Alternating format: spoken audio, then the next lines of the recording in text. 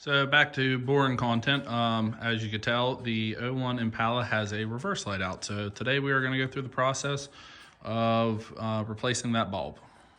So short video. However, up underneath here, you will see all these little black plugs. That's what holds on this whole trim piece here. So there's 1, 2, 3. There's one there, 4, 5, 6. It looks like 8 of them. So let me pop them off, and we'll pop the whole panel off, and we'll go ahead and replace this side of reverse light.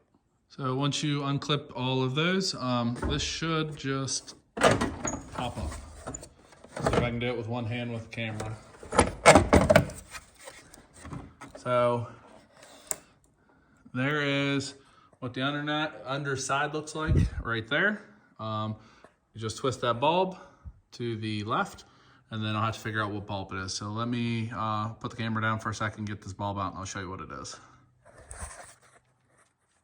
So the one on the left, as you could tell, it is got a black spot in it. It's burnt out. There's the replacement. I'm going to go ahead and put that in and screw those tabs back on and finish this up.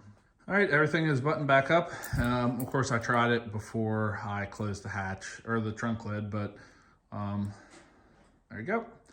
Both lights are working. I'm not sure what the bulb size is. Sorry, I just compared to, I have a tray of extra bulbs that I use for everything.